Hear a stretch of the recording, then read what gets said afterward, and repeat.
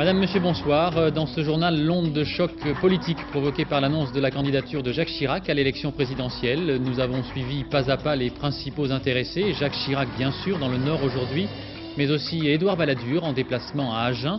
Réaction à gauche, à droite. Et sur ce plateau, le secrétaire général adjoint du RPR, Monsieur Jean-Louis Debré. Bonsoir. Bonsoir. Également dans le journal, le rapatriement vers la capitale cambodgienne des corps des 3 Occidentaux assassinés par les Khmers rouges. La présentation à Hollywood du film de Luc Besson, Léon, qui tente la grande aventure américaine. Et puis du sport, beaucoup de sport, les préparatifs de la route du Rhum qui partira dimanche de Saint-Malo, les essais du Grand Prix du Japon. Et nous suivrons en direct le quart de finale explosif du tournoi de tennis de Bercy. Une rencontre 100% américaine entre Agassi et Sampras qui démarrera dans quelques instants. Le président du RPR a donc choisi le mode discret, un entretien à la Voix du Nord ce matin pour annoncer sa candidature, se présenter comme l'homme du changement et lever ce qu'il appelle l'hypocrisie sur le débat présidentiel. Et Jacques Chirac, qui aime jouer sur les symboles, était aujourd'hui en déplacement dans le Nord, à Lille, la ville natale du général de Gaulle. Sur place, Véronique Saint-Olive et Daniel Lévy. Jamais l'hôpital de Lille n'aura vu autant de journalistes, mais jamais les journalistes n'auront aussi peu entendu Jacques Chirac. Le président du RPR, qui a choisi ce matin de prendre l'initiative pour trouver une autonomie, une liberté de parole et un ton, n'en a vraiment pas abusé cet après-midi. Pendant plus de 2 heures, il s'est entretenu avec un aéropage de médecins de tous les problèmes techniques, financiers, prospectifs des hôpitaux de la région et d'ailleurs. Alors, en ce soir de la Saint-Charles, dans la ville natale du général de Gaulle, finalement, seul le maire, Pierre Mauroy, venu saluer son visiteur, a parlé candidature, histoire de mettre de l'ambiance. Et comment c'est-il qui est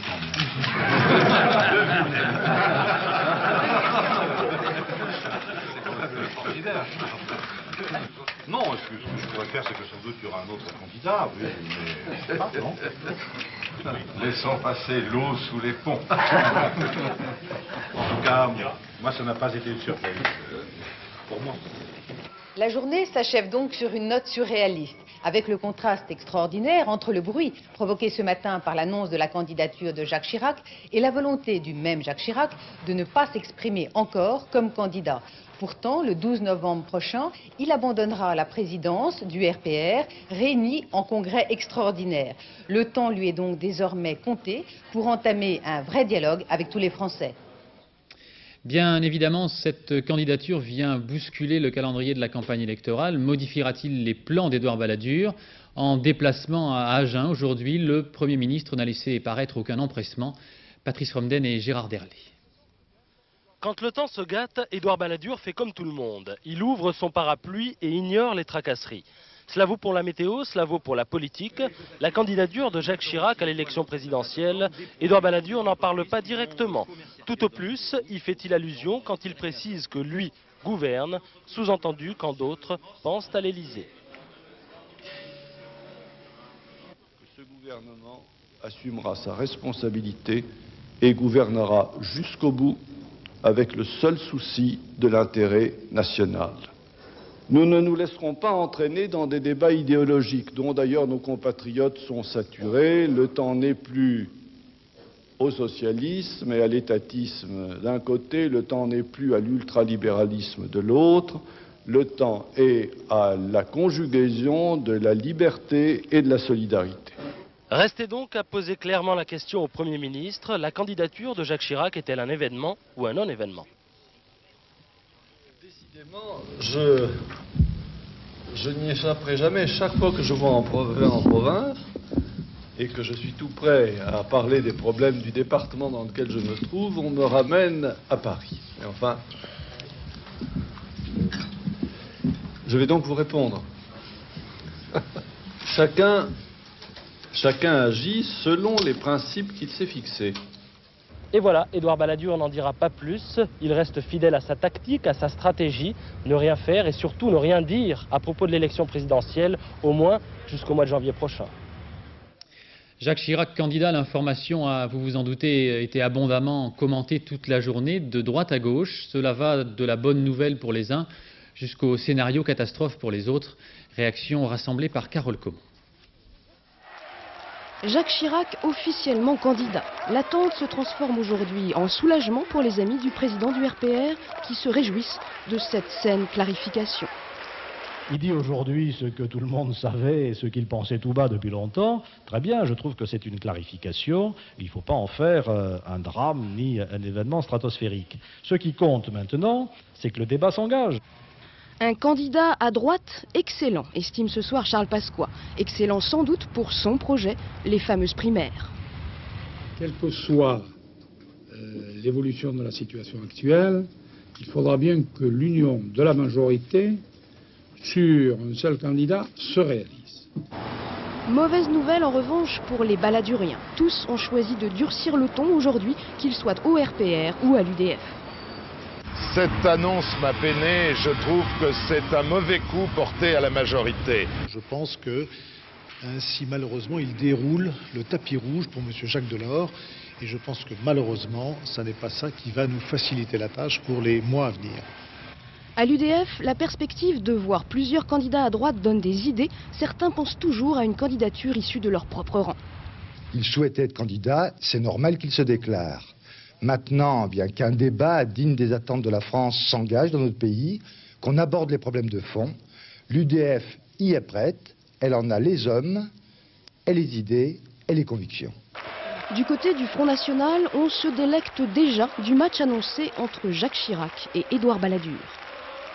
Je pense qu'il a eu l'élégance de faire sa déclaration de guerre à son frère ennemi dans les formes les plus protocolaires qui soient.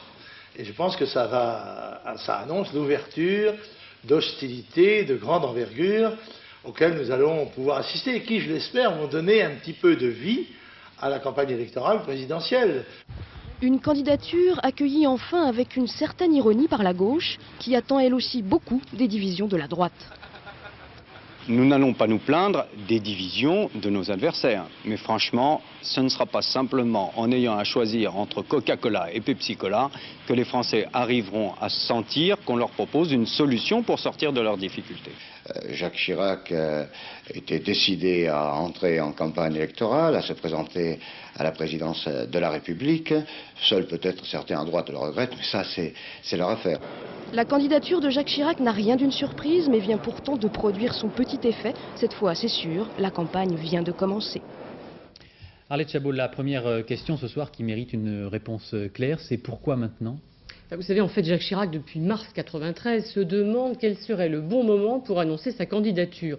Très vite, il aurait été accusé d'être pressé. Très tard, il risquait d'être marginalisé, laissant trop d'espace à Édouard Balladur. Alors, pourquoi aujourd'hui ?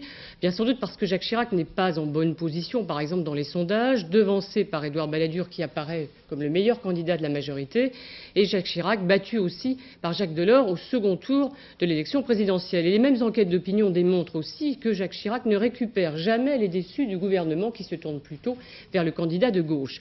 Deuxième raison, Jacques Chirac est aussi pressé par un Charles Pasqua mobilisant les députés de la majorité en faveur de l'organisation de primaires qui ne lui serait pas aujourd'hui favorable. Donc Jacques Chirac espère maintenant réaffirmer sa légitimité, son droit d'antériorité, en essayant de bloquer la candidature du Premier ministre. Jacques Chirac veut donc reprendre la réalisation du scénario initial, je suis le candidat et Édouard est le Premier ministre, en espérant que s'il sort de ce schéma, Édouard Balladur apparaîtra comme un diviseur, un homme qui ne respecte pas ses engagements. Objectif complémentaire du maire de Paris, brouiller les cartes à l'UDF, où le Premier ministre compte de nombreux supporters, et surtout verrouiller le RPR, dont Jacques Chirac devrait toutefois quitter la présidence pour ne pas sembler être enfermé dans sa citadelle, selon l'expression balladurienne. Alors le président du RPR disait ce matin dans la Voix du Nord qu'une clarification était nécessaire. Est-ce qu'on peut considérer ce soir que les choses sont plus claires ? Vous avez entendu les réactions tout à l'heure. Je crois que la clarification n'est pas faite dans la majorité. Charles Pasqua reprend son idée de primaire. Elle est faite, cette clarification, seulement pour Jacques Chirac personnellement, qui devra toutefois maintenant surmonter au moins deux difficultés. D'abord, il faudra tenir le coup jusqu'à l'élection. C'est en avril prochain, c'est un vrai marathon, même si beaucoup s'interrogent sur le terme du mandat de François Mitterrand. Occuper le terrain, donc, alors que ses adversaires ne sont vraiment pas pressés. Ensuite et surtout, animer le débat d'idées et créer une dynamique. Sinon, ce départ n'aura pas servi à grand-chose. Donc, si la déclaration de candidature de Jacques Chirac est imposée par les circonstances, elle constitue pour lui un sérieux pari. Merci Arlette. Dans le domaine des campagnes électorales, le président du RPR jouit incontestablement d'une grande expérience. C'est la 3e fois qu'il se lance dans la course à l'Élysée. Rappel historique avec Jean-Baptiste Prédali. Jacques Chirac et l'élection présidentielle, l'histoire est ancienne. Elle commence en fait à la mort de Georges Pompidou en 1974. Le candidat naturel des gaullistes à l'époque, c'est Jacques Chaban-Delmas. Mais Jacques Chirac, à la tête d'un groupe de 43 parlementaires, appelle à voter en faveur de Valéry Giscard d'Estaing. Le voilà Premier ministre, jusqu'à la rupture avec Giscard en août 1976. Chirac crée ensuite le RPR et en février 1981, il annonce sa première candidature à l'élection présidentielle. Quant à moi, j'ai estimé qu'il fallait proposer aux Français une nouvelle voie. Et c'est pour la tracer que je suis aujourd'hui candidat. 18% au premier tour. Avant le deuxième tour, Jacques Chirac soutient Giscard du bout des lèvres. Giscard est battu, l'ancienne majorité laminée. Pour Jacques Chirac, il faudra attendre 1986 pour retrouver le pouvoir comme Premier ministre de la cohabitation. En janvier 88, c'est de Matignon, tout naturellement, que Jacques Chirac se déclare. J'ai décidé d'être candidat à la présidence de la République. 20% au premier tour. Au deuxième tour, Raymond Barre, le candidat de l'UDF, se désiste en sa faveur. Jacques Chirac affronte alors François Mitterrand. Le 8 mai 1988, Jacques Chirac, avec 46% des voix, se trouve largement devancé par François Mitterrand. En 1993, malgré la victoire du RPR et de l'UDF, Jacques Chirac préfère laisser Édouard Balladur occuper Matignon. La répartition des rôles tourne vite à l'affrontement inévitable. Le RPR compte désormais ses Chiraciens et ses Balladuriens.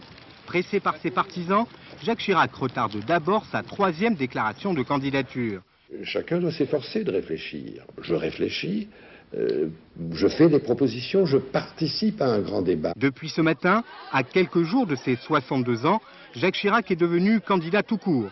Pour Matignon, il ne voulait pas d'une 3e expérience, mais pour l'Élysée, il est prêt à tenter son 3e pari présidentiel. Jean-Louis Debré, merci d'être avec nous sur ce plateau. Vous êtes le secrétaire général adjoint du RPR. Se déclarer candidat aujourd'hui, aussitôt, c'est une façon d'éviter des élections primaires dans la majorité? Oh, pas du tout. Pas du tout. Jacques Chirac, depuis les dernières élections législatives, s'est mis en dehors de la vie politique pour pouvoir écouter, réfléchir, travailler. Et aujourd'hui, tout naturellement, il lance sa candidature, qui est l'aboutissement de sa réflexion. Et Charles Pasqua l'a dit dans une dépêche d'AFP. Oui, apparemment, il n'a pas renoncé à l'idée de primaire et d'un candidat d'union. Je ne vois pas en quoi cette candidature va à l'encontre du principe des primaires. Pour qu'il y ait primaire, il faut qu'il y ait des candidats. Et bien, Jacques Chirac est candidat. Moi, ce que je souhaite, c'est qu'on sorte du temps de la division pour arriver à celui de la construction. Beaucoup de députés balladuriens ont dénoncé aujourd'hui précisément cette candidature qu'ils considèrent comme une candidature de division. Écoutez, parlons des... Qu'est-ce que vous leur répondez? Moi, je leur dis, laissons ces petites phrases au vestiaire. Parlons de la France. Moi, dans 6 mois, les Français vont voter. Dans 6 mois, ils vont choisir le prochain président de la République. Je souhaite, en tant que citoyen, savoir ce qu'il propose, quels sont ses projets, quelles sont ses ambitions pour la France. Le temps du débat d'idées est arrivé. Nous étions en pleine hypocrisie. Quand il parle de léthargie et de nécessaires changements, c'est Édouard Balladur qui est visé? Mais pas du tout. C'est Édouard Balladur qui gouverne. Nous soutenons le gouvernement. Et depuis les élections législatives, jamais la voix de la majorité, une voix dans la majorité n'a manqué à Édouard Balladur. Et donc union derrière le gouvernement, mais aussi rassemblement de la majorité derrière Jacques Chirac pour un nouveau projet pour la France. Alors on comprend que vous souhaitez une dynamique nouvelle. Quel risque existe-t-il de partir aussitôt si dans un mois et demi, les sondages ne sont pas meilleurs pour Jacques Chirac? Un homme qui décide d'être candidat à la présidence de la République, il le décide parce qu'il a quelque chose à proposer aux Français. Je vous l'ai dit, Jacques Chirac a volontairement demandé à Édouard Balladur d'être Premier ministre pour pouvoir avoir du temps pour réfléchir. Bien, il va proposer aux Français un certain nombre de projets pour l'avenir. Et les Français se prononceront sur ces projets. Mais si dans 2 mois les sondages ne sont pas plus favorables? Nous verrons. Le problème aujourd'hui, il est de faire évoluer le débat d'une confrontation entre des hommes, de petites phrases, à un débat sur des idées, à un débat sur des projets. On est en droit de savoir de celui qui sera le prochain président de la République ce qu'il veut faire de la France. Je vous remercie Jean-Louis Debré, merci beaucoup. Dernier volet d'une page politique conséquente ce soir, la très bonne humeur qui régnait dans les rangs du mouvement des radicaux de gauche. Le MRG tient son congrès extraordinaire et fait le pari que la candidature de Jacques Chirac va accentuer les divisions à droite. Roland Sicard, Éric Delagneau. Dans la vie politique, il y a des évidences qui s'imposent. Et même si l'on est au MRG, même si l'enjeu est d'importance, le jour où Jacques Chirac annonce sa candidature, au bar du Congrès, c'est de la présidentielle que l'on parle. À gauche, les divisions de la droite font toujours plaisir, et aujourd'hui, la gauche était servie. S'ils se battent entre eux, tant mieux, on attendra la suite. Je pense que ça va permettre de faire des dissensions au sein de la majorité actuelle, et que ça va être que bénéfique pour la gauche. La droite arrivera à perdre grâce à elle-même. C'est parfait, non? Pour nous, c'est une opportunité, à mon avis.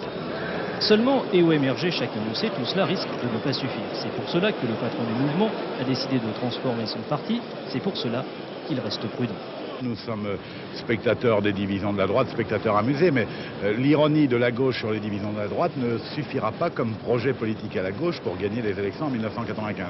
Le patron du MRG prudent, c'est que son parti n'est pas non plus à l'abri des divisions, car entre la direction du mouvement qui voudrait que Bernard Tapie soit candidat à l'élection présidentielle et Bernard Tapie qui lui pour le moment ne veut pas se présenter, les relations se sont tendues. Bernard Tapie n'était d'ailleurs pas là aujourd'hui et risque de ne pas venir non plus demain.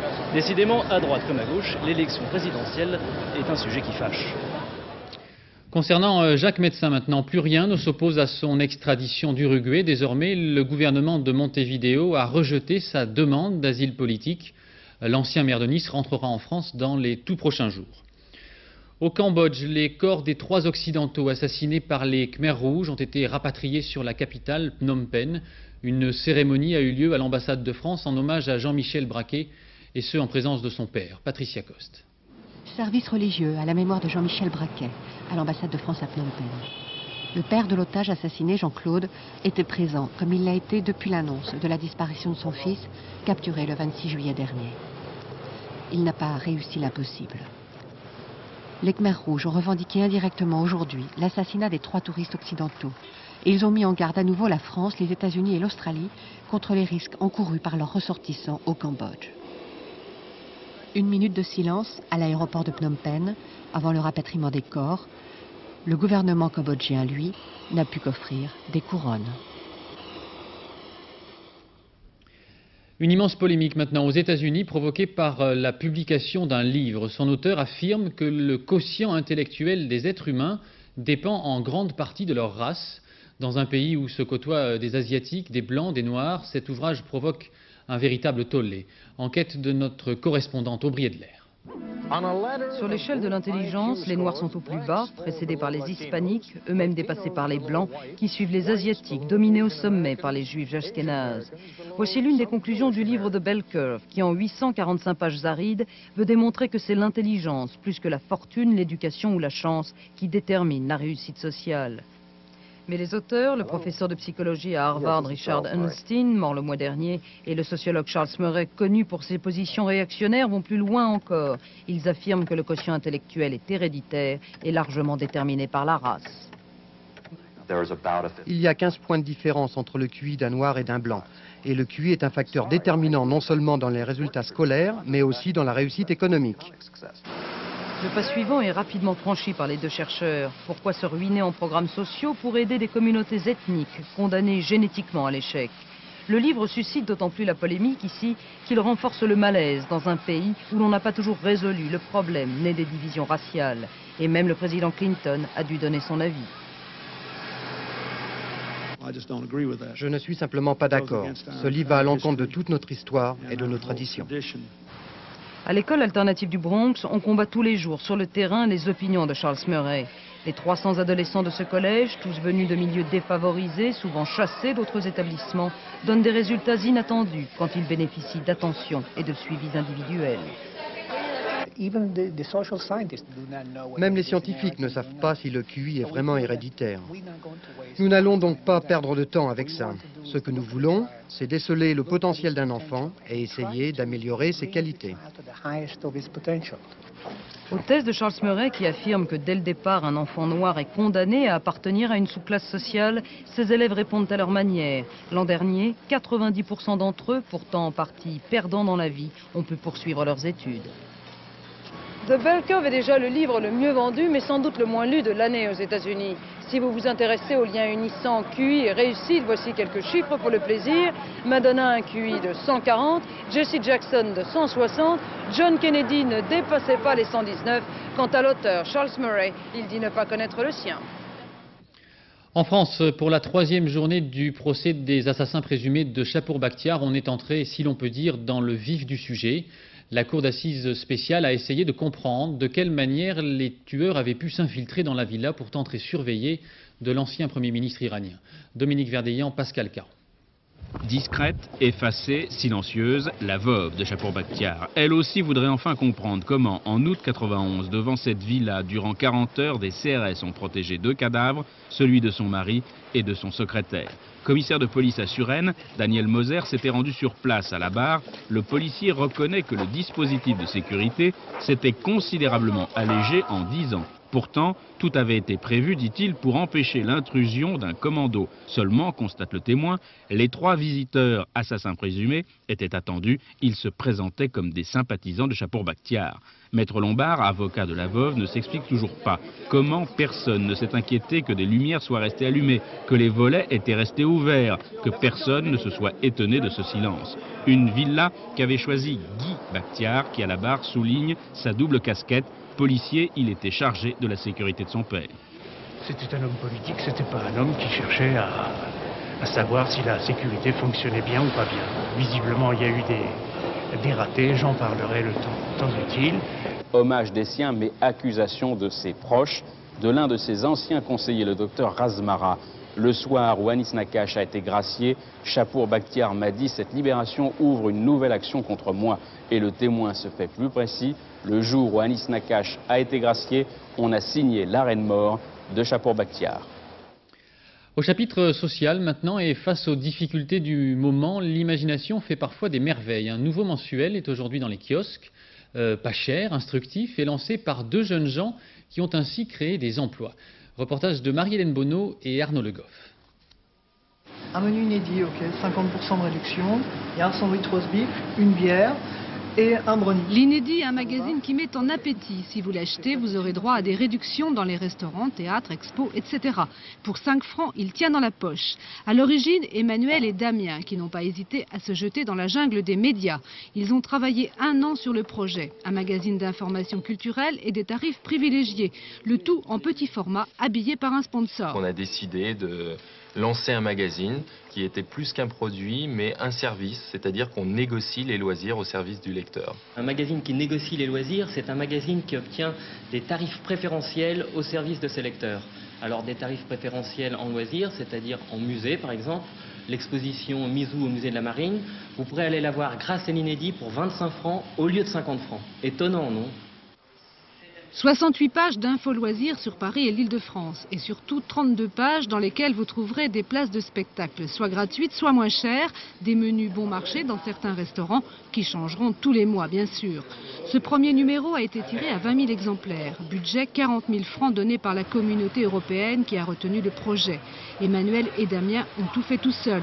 Ils ont créé leurs 2 emplois et donné du travail à 4 pigistes. Et si l'Inédit marche, ils feront celui de Lille, Lyon et Bruxelles. C'est le premier, c'est le numéro 1. Numéro 1, oui. Merci, au revoir. Et puis, dans l'univers impitoyable de la télévision, coup de chapeau à une chaîne concurrente et néanmoins amie, Canal+, fête ses 10 ans. Cotillon, Guignol, alcool. Ambiance cet après-midi avec Éric Lemasson et Bernie Mériot. À Canal+, l'image du jour, c'est peut-être celle-ci. Superbe moment, moment étonnant, moment fantastique, moment que celui d'un anniversaire. Alors pourquoi A, pourquoi Ni, pourquoi Vert, pourquoi Serre autant... Parodier la télé d'hier pour faire la télé d'aujourd'hui, c'est cette télé-là qui a fait le succès de Canal. Règle de base ici, indispensable, ne pas avoir l'air sérieux. Le champagne à tous les étages. Merci. À vous, Jean-Pierre. Vous pouvez descendre. Celui qui atterrissait ici un jour de 10e anniversaire aura vite compris que Canal+ était fier de fêter Canal+ comme sur Canal+. Des corsaires en rappel le long des façades, des joueurs de marelle, des salariés jeunes et branchés qui font risette à la caméra. 4 novembre, fête nationale du décodeur à tous les étages, même au sous-sol. Vous souvenez-vous la première fois que vous êtes venu à Canal? C'était pas ici, c'est rue Olivier de Serres, c'était en août 84. Voilà. C'était comment? C'était joli, il faisait beau, j'ai repris 2 fois du veau. Voilà. Les nuls, en 84 des précurseurs, en 94 une institution, sorte de Canal+ historique, invité aujourd'hui comme des grands frères respectables par des guignols de l'info pourtant irrespectueux de tout et de tous. 4 novembre 84, Canal+ invente le décodeur, c'était comment? Le 4 novembre, le jour de l'ouverture d'antenne. C'est-à-dire, c'était une folie furieuse, ça a été un boxon incroyable. Et on avait fait 6 ou 7 heures de direct non-stop avec tout Paris qui défilait. C'est une espèce d'humeur comme ça qu'on essaie de garder d'ailleurs depuis. Vous vous disiez quoi à l'époque sur l'avenir justement? Que ça marcherait. C'est l'occasion pour nous aussi de découvrir ceux qui font un travail extraordinaire, qui travaillent ici dans l'ombre. Nous mettrons des visages... La grande famille Canal+ fête aujourd'hui ses 10 ans. Des salariés qui dans les bureaux se trémoussent et dans les couloirs parfois se défoulent. C'est triste à pleurer les anniversaires. Mais non monsieur, bon anniversaire Canal+. L'image du jour, c'est la bonne humeur, il vous faut juste un décodeur. Voilà, bon anniversaire. Pas de champagne en revanche dans l'espace pour notre spationaute français Jean-François Clairvoy. La navette Atlantis travaille paisiblement. Elle a lancé en douceur un satellite scientifique. C'est Jean-François Clairvoy en personne qui pilotait l'opération. Le satellite va observer les effets du Soleil sur l'atmosphère et sur la couche d'ozone. Du sport maintenant, direction Bercy, tout de suite en direct pour faire le point avec Jean-René Godard sur un quart de finale très attendu, Jean-René, entre 2 Américains, André Agassi et Pete Sampras. Ah oui, tout à fait, c'est un quart de finale de rêve et dans le premier set actuellement, Pete Sampras mène 2-1. Pete Sampras qui a gagné 2 fois son service contre 1 fois à André Agassi. Il faut noter que les 3 premiers jeux ont été extrêmement disputés entre les 2 joueurs qui se rencontrent aujourd'hui pour la 11e fois. Pour l'instant, c'est Sampras qui a l'avantage. Il mène 6 victoires à 4, mais lors des 3 dernières rencontres qui ont opposé les 2 joueurs, c'est toujours Sampras qui a gagné. Sampras numéro 1 mondial, numéro 1 au classement de l'ATP Tour, alors que André Agassi, lui, est revenu parmi les 10 premiers. Il est actuellement 7e. On peut penser que le joueur qui gagnera ce quart de finale aura de bonnes chances dimanche de gagner cet Open de Paris, le 9e du nom. Le vainqueur de ce match affrontera en demi-finale le vainqueur de Roland-Garros, Sergi Bruguera. Merci beaucoup Jean-René pour ce point donc, sur ce dernier quart de finale. Déjà qualifié donc, pour les demi-finales, Jean-René Godard le disait à l'instant, l'Espagnol Sergi Bruguera, l'Américain Michael Chang également, qui a battu le tenant du titre, Goran Ivanisevic, et puis le Suisse Marc Rosset, vainqueur de Becker. Le résumé de la journée, François Brabant. Franchement, il y a de quoi s'énerver. Quand on est tenant du titre et qu'on sert en moyenne 3 aces par jeu, on ne devrait pas avoir trop de mal avec ses adversaires. Mais Michael Chang n'est pas un adversaire, c'est un mur avec des jambes.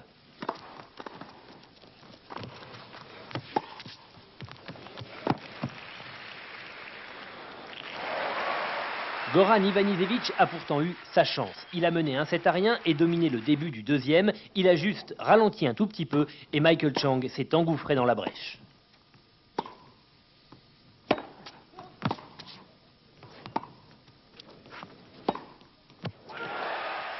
Le plus tenace des deux a fini par gagner au tie-break du 3e set. Bercy a déjà perdu son champion.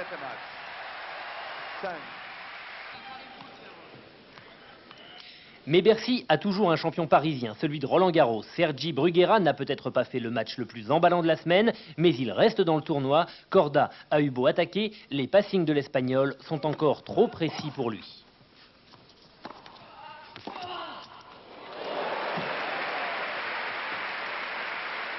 Mais la vraie grosse surprise de la journée, c'est Marc Rosset qui l'a créé. Un Rosset concentré comme jamais, qui en 2 tie-break a écœuré Boris Becker.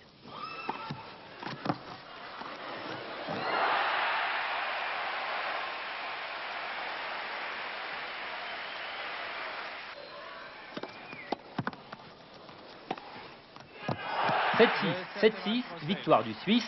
Chang Rossé, le plus grand contre le plus petit. Ça sera demain la demi-finale des extrêmes du tennis.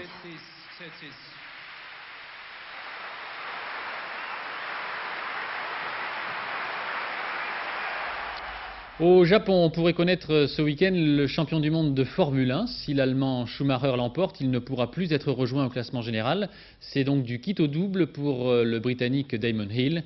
Envoyés spéciaux Laurent-Frédéric Bollet et Jean Cordu. Quand il est là, Michael Schumacher a vraiment l'assurance des plus forts. Ça n'est pas faute pour Damon Hill d'essayer de le contrer. Dès son arrivée sur le circuit de Suzuka, l'Anglais fait un tour de reconnaissance. 2 précautions valent mieux qu'une. En plus, le stand Williams est placé juste sous le podium, sans doute un bon présage. Mais au volant, il redevient soucieux et pour cause. Une fois de plus, Schumacher est devant lui. Une fois de plus, l'Allemand impose son talent. Là où on attendait une balade de santé pour les Williams, c'est encore Benetton qui se distingue. Meilleur temps de la première séance d'essai pour Schumacher, 1:37.209, c'est 5 dixièmes de mieux que Damon Hill, qui ne peut que constater l'emprise de son adversaire. C'est plus ou moins ce que j'attendais. Bien sûr, en arrivant ici, je ne pensais pas creuser un grand écart. Mais dès que je suis entré en piste, je me sentais tellement à l'aise que je me doutais que mon temps serait le meilleur. Schumacher sûr de lui, Hill pas vraiment éclatant. Deuxième temps certes, mais en vue de la bataille pour le titre, où il n'a plus droit à l'erreur, l'Anglais n'est pas en position de force. La surprise de ses premiers essais est venue de Frentzen sur la Sauber Mercedes, 3e temps et 2 Allemands dans le tiercé de tête. Sans doute la Formule 1 change-t-elle doucement de visage. Un Grand Prix du Japon en tout cas, toujours autant coloré et animé. Foule, drapeau, ambiance, tout est ici au maximum. Suzuka, c'est le rendez-vous des passionnés. Les Japonais adorent la F1, ils en consomment toute l'année, une part de rêve et de technologie qui résume bien leur caractère. Changement de sport, changement de style, changement de génération aussi. À 63 ans, le Canadien Mike Birch s'apprête à prendre le départ de la Route du Rhum dimanche. Il est le seul à avoir participé aux 4 précédentes éditions, ce qui n'empêche pas ce vieux loup des mers de rester extrêmement discret. À Saint-Malo, le reportage de Christophe Duchiron et Frédéric Basile. C'est l'histoire d'un homme qui navigue seul sur sa planète, la planète mer. En mer, il vit pleinement. À terre, il passe le temps. 7h15 au petit matin, Mike Birch s'entretient. Birch a le bel âge, l'âge du capitaine, bientôt 63 ans. C'est un drôle de gars qui ne court plus après son passé. Et pourtant, il en a fait des métiers, chercheur d'or, cow-boy ou bien mécanicien. Depuis 20 ans, Birch habite la Bretagne, en toute discrétion. Birch n'est pas un marin bavard, juste un marin qui cherche ses mots. Je suis un Canadien, je vis en Trinité. Je parle français mauvais, mais j'ai fait beaucoup de routes du Rhum. 1978, la route du Rhum, Birch et son petit trimaran jaune devancent le grand monocoque de Malinowski. 98 secondes d'écart seulement à l'arrivée, après 18 jours de mer. 98 secondes pour une éternité. Sur sa planète, dans son monde intérieur, il se prépare dans le calme. Après-midi couture, une maille à l'endroit, une maille à l'envers. De fil en aiguille, Birch va disputer sa 5e route du Rhum consécutive. Cette course est son royaume, cette course qu'il a couronnée, cette course à laquelle il a failli ne pas participer cette fois-ci, faute de sponsors. Et puis tout finit par s'arranger. Birch n'est pas très causant, mais c'est un sacré marin. Birch, ce sont les autres qui en parlent le mieux. Je vivrai pas avec lui à terre, parce que c'est un solitaire. À terre, il vit sa vie et moi la mienne, mais sur l'eau, aucun problème.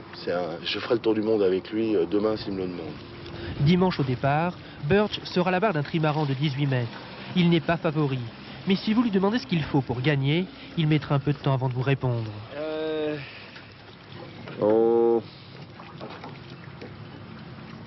Bit of luck. Un peu de chance. La mer est son royaume, et sur sa planète mère, Mike Birch est roi. Un vieux roi solitaire qui continue de naviguer. Sur Terre, Mike Birch ne fait que passer. Voilà, et nous consacrerons une page spéciale au départ de la Route du Rhum demain dans notre édition de 13h. Pour terminer ce journal, une grande première à Hollywood hier soir. Léon, qui a triomphé chez nous, était présenté à un public trié sur le volet. Un immense défi pour le film d'un Français, Luc Besson, apparemment imperturbable et suivi comme son ombre par Pascal Deschamps et Bernard Puissesseau. 8 h du matin, répétition de la projection au Samuel Goldwyn Theatre, l'une des plus prestigieuses salles de cinéma du monde, celle de l'Academy of Motion Pictures, celle des Oscars. Dans 12 heures, le tout Hollywood sera là pour découvrir The Professional, le professionnel, traduction très américaine du titre français Léon. Ils ne sont pas si nombreux les Français qui y ont connu la gloire. Et donc là nous arrivons sur The Famous Sunset Boulevard. Ils ne sont pas si nombreux les réalisateurs français partis à la conquête d'Hollywood. Ils ne sont pas si nombreux les réalisateurs français dont les films surplombent Sunset Boulevard. Mais la Columbia, la majeure compagnie qui a acheté le film, a bien fait les choses pour le lancement.